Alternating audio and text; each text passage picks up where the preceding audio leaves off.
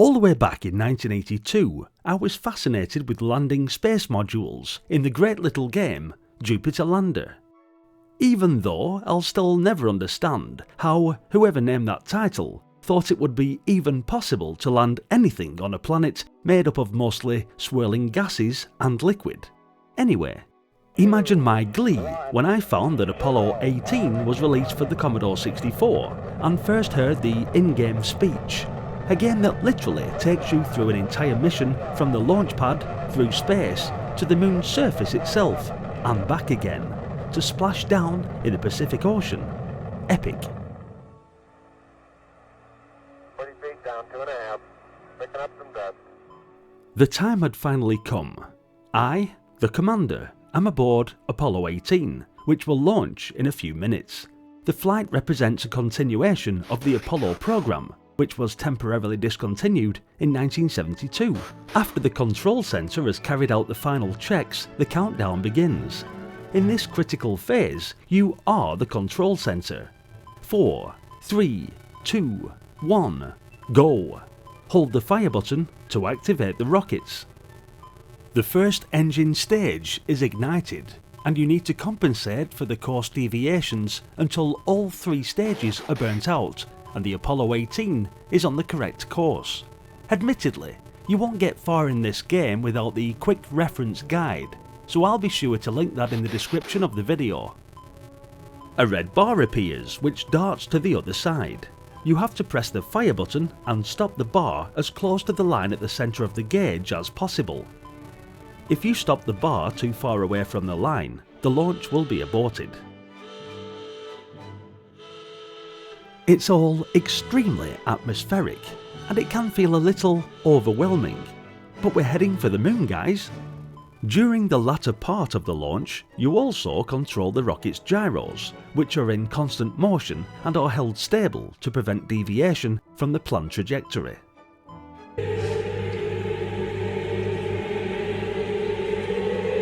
Once you leave the Earth's atmosphere, the display changes to that of inside the cockpit, with your legs sticking out the bottom of the screen, surrounded by various controls and readouts, with a monitor screen to the right. Now we see a telemetry screen, and when initially presented with it, you need to change all the settings with your return key in order to change all the red words to green. Basically, the telemetry screen is like the interlude which occurs between most of the missions, where you have to switch on bits of your rocket in order not to fry yourself or your crew. However, it really does add to the atmosphere of the game. Approaching the lunar module, you are switched to manual mode and attempt to dock. To do this, you run the programs through the telemetry screen, then line up the crosshairs on the small display screen with the target module. Get it right, go slowly enough, and you'll fly straight into the docking area.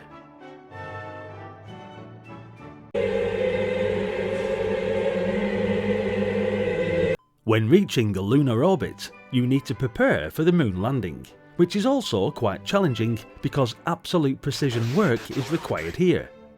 The joystick is used to keep the craft within a flight corridor, and fire ignites the engines to slow the descent. You want to stay in the green zones here and carefully guide your craft.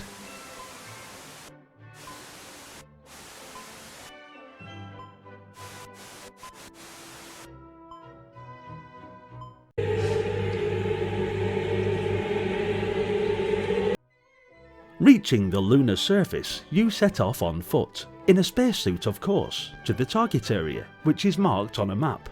But on the way, you'll encounter deep gorges and lunar craters that will hinder you, whilst also having to keep a constant check on your O2 level, making progress a little more stressful than you'd like.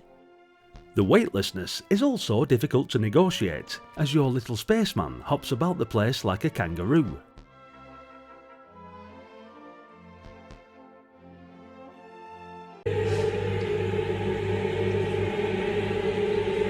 After this little trip to the moon, I will fly back to Apollo in the lunar module, but my mission is not yet finished as I have to take care of 3 satellites.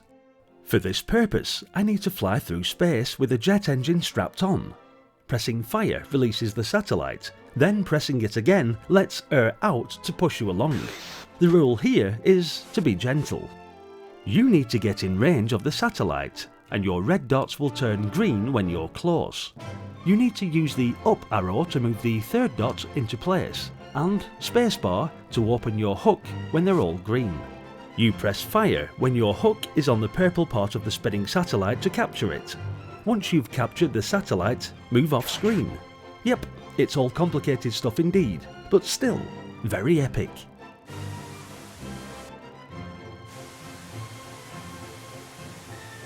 After this little soiree, and all the fun we've had dicking about in space and bouncing about on the moon, it's time to return to Earth once more. Finally, there is the re-entry. After activating about half a dozen programs, you have to complete the task of keeping a crosshair centre on a round ball.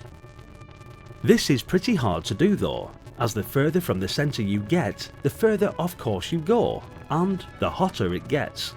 If the temperature exceeds 5,000 degrees, you and the crew will fry. When you complete a mission, you are given several high-res screens and a lot of speech. If you're lucky, you would have splashed down perfectly to the American national anthem, or to mission control saying, "You're way off course, Apollo." Either way, it's still good. Completing these submissions requires quite a lot of perseverance, and flying a fully successful program should take some doing. My only reservation is that because these submissions always appear in the same order, the gameplay might become ultimately repetitive. Still, Apollo 18 offers plenty of solid entertainment and should greatly appeal to those who have a keen interest in space exploration. Admittedly, this game is pretty daunting, and being successful is a very difficult task, but once you have seen the whole game, there's only the promise of the occasional unexpected problem to keep you coming back for more. Saying that though, Apollo 18 is truly epic in every sense, and once you know what you're doing, you will get completely lost in the immersion of it all. A whopping big thumbs up to Accolade, who produced yet again another fantastic simulation for the brilliant Commodore 64. Thanks for watching guys, what did you think of Apollo 18? Are you a space enthusiast who have great memories for this game? Or was this one of your least favourites back in the day? Hit the like button and let me know in the comment section. For more great Commodore 64 or Amiga games, then do check out the various playlists on the channel, but don't forget to subscribe so that you can be notified of any new videos. There's a vast library of fantastic games to get through, and hopefully I'll see you all in the next one. Until then, bye for now.